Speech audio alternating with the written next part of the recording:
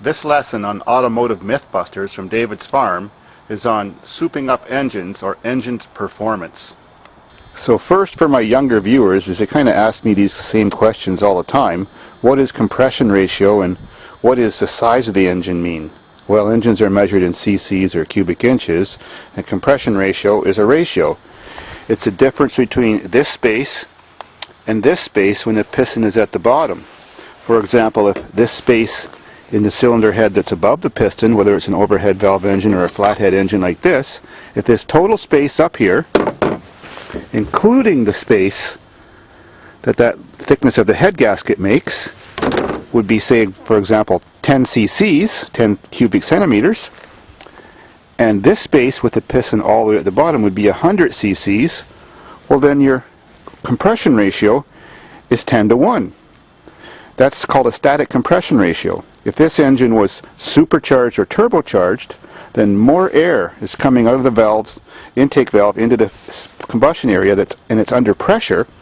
So then you have a second compression ratio and the engine is under the boost condition, and that's called effective compression ratio. And that could be 2 or 3 points higher, 12 or 13 to 1 when there's lots of air being forced in there when the motor's running at a higher RPM.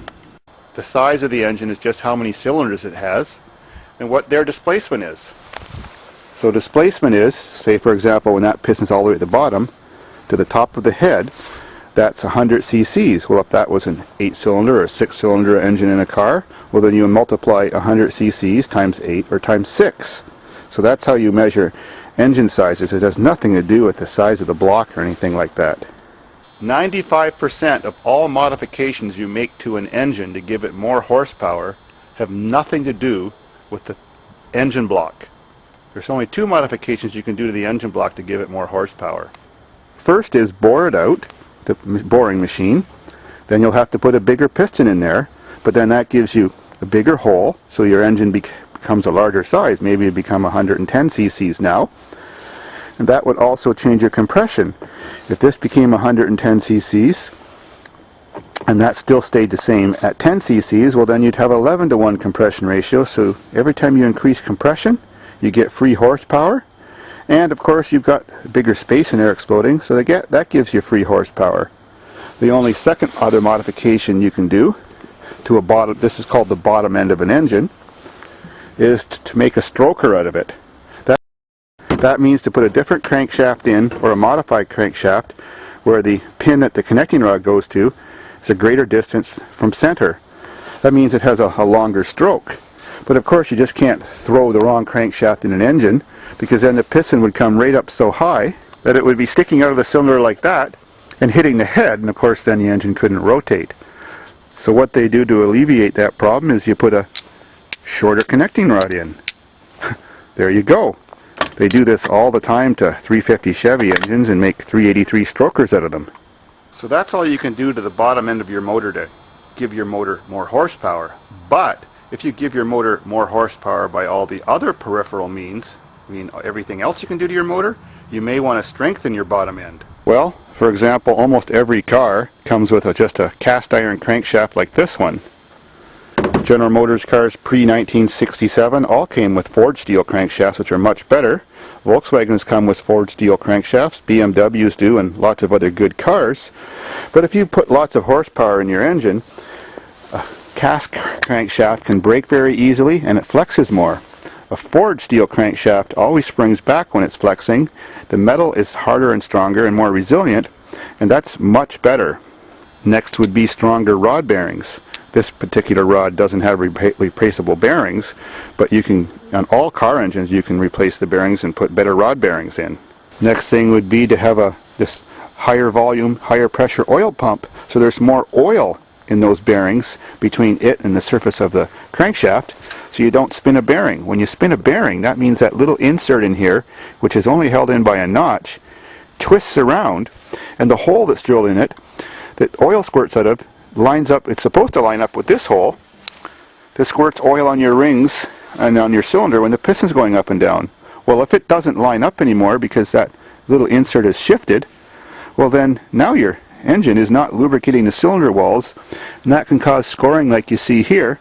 Seize up your engine, damage your engine, and pretty much always when one of those things slips and moves, it means it seized onto the crankshaft for a second because you didn't have enough oil volume or pressure, and that causes damage here and here, which quickly wears out your engine and gives them what's called a knocking sound. If you want to make your engine rev quicker every time you accelerate or step on the gas, well, you put a lighter flywheel in. Instead of the big heavy cast iron flywheels, they have special flywheels that you can put in for racing vehicles.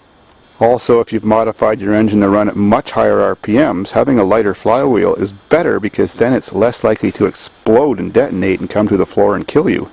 Now, all the other modifications made to engines that are mechanical have to do with flow dynamics to give you more horsepower.